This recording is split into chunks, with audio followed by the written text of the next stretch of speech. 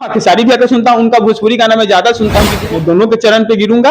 वो लोग मेरे भाई हैं, मैं उनका सम्मान करूंगा। बिना कहे मेरे कपड़े उतारने लगे हैं, कोई कुछ मतलब कि वो लोग का कहना था कि अगर बिहार में रहना है तो किसी एक पार्टी का समर्थन नहीं करना पड़ेगा। हमको देखते ही लोग आग बबूला हो गए। मुझे आरजेडी ऑफिस के पास तंग किया गया और अभी हम लोग मौजूद है पटना में और हमारे साथ अभी मौजूद है अंकित जी, जो कि आप देख रहे होंगे कि रवि किशन जी, मनोज तिवारी जी और निरहुआ जी का टैटू बनवाए हुए हैं। काफी सारा न्यूज भी आपने देखा होगा, लेकिन आज हम लोग यहाँ पे मौजूद हैं इनसे कुछ खास बातचीत करने के लिए।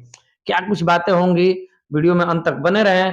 मैं सतीश सरकार, आप सभी देख रहे हैं हंगामा जंक्शन। सबसे पहले स्वागत है हमारे चैनल में। जी बिल्कुल, हंगामा जंक्शन के सभी दर्शकों का और सभी सदस्यों का हमारा नमस्कार है। अच्छा, जो न्यूज चल रहा है काफी दिनों से, आपको बहुत जगह देखा गया कि आपको तंग किया गया है, क्या कुछ मैटर था?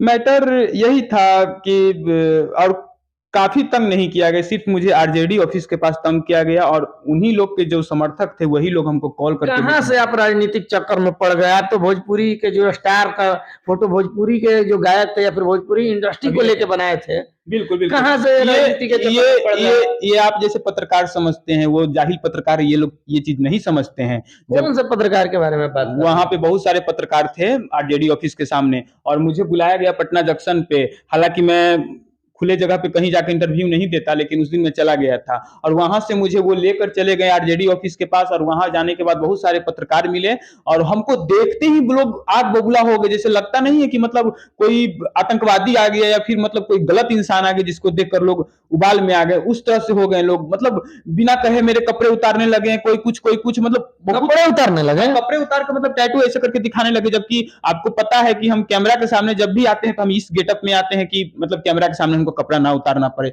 फिर भी वहां पे मेरे साथ वैसा किया गया और हम चिल्ला चिल्ला कर ये बात बोल रहे थे कि भैया मेरा राजनीति से कोई लेना देना नहीं है, ना मेरे परिवार और मेरा रिश्तेदार जो भी है, मेरे राजनीति से किसी का ताल्लुक नहीं। हम राजनीति करना बिल्कुल नहीं चाहते हैं। हम एक भाव और एक ये भोजपुरी अभिनेता और सिंगर होने जो ये लोग हैं उनको हम सम्मान दिए हैं। सिर्फ मेरा इतना ही टैटू बनाने का ये मतलब था। इनका जो भी तस्वीर आप बनाए हुए हैं, चाहे वो दिनेश लाल यादव जी हो, रवि किशन जी हो, मनोज तिवारी जी हो, इनको आप राजनीति से जोड़ के नहीं बनाए थे? नहीं, बिल्कुल नहीं। एक भाई, जैसे कि हम बताए थे आपको कि हम अकेला हैं और ये लोग कहीं भी देखते हैं तो तीनों तीन भाई मतलब राम लक्ष्मण भरत की तरह रहता है लोग। तो ये चीज देख के हमको काफी अच्छा लगता है। मैं तो वहाँ पे क्या लोग बोल रहा था कि आप जो ये टैटू बनवाए हैं बीजेपी के समर्थन में? हाँ बिल्कुल, आप बीजेपी के समर्थन में बनवाए हैं। ये कहते हैं कि लहंगा उठा दें रिमोट से, तो ये कहते हैं कि बेबी बियर पी के नाचती है क्षमा क्षमा क्षम। ये कहते हैं कि हम संविधान बदल देंगे, हम हिंदुत्व बदल देंगे, ऐसे वैसे। ये लोग पार्लियामेंट में जो विपक्षों के ऊपर दोषारोपण करते हैं उस चीज का जवाब हमसे मांगा जा रहा था।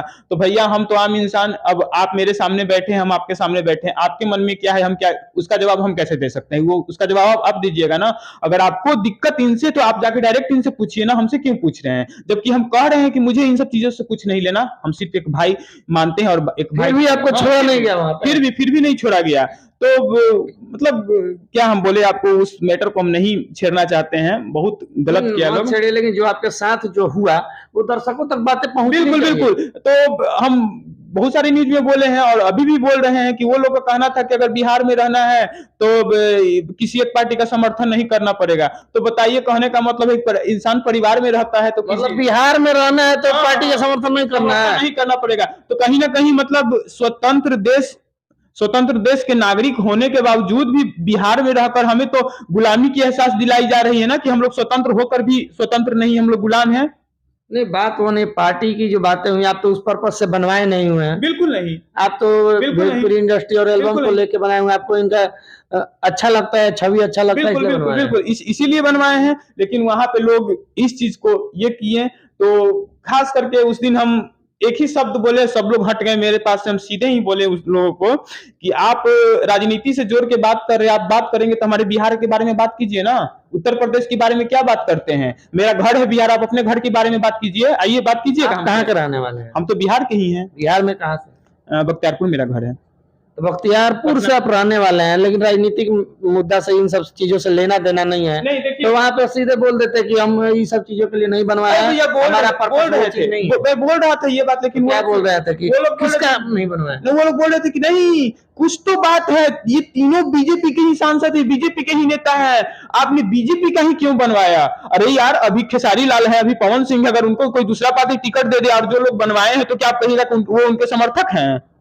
आप किसको मानते हैं भोजपुरी में, खेसारी लाल, पवन सिंह को जो नाम ले रहे हैं? देखिए, मैं एक बात बताता हूँ, वो एक कलाकार है, अभिनेता है और अच्छे गायक है, और माँ सरस्वती का कृपा है जो वो लोग अच्छे गाते हैं।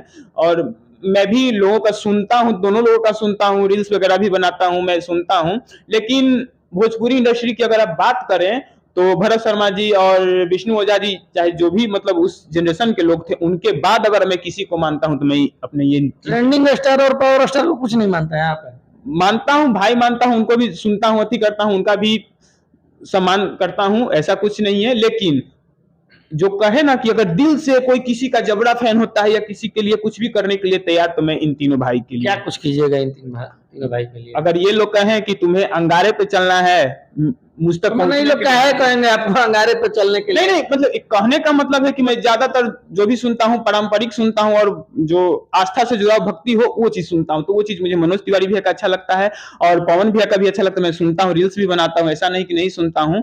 सब लोग का एक अपना अपना लेवल है। हाँ, खेसारी भैया का सुनता हूँ, उनका भोजपुरी गाना मैं ज्यादा सुनता हूँ, क्योंकि वो कौन सा गाना उनका याद है आपको?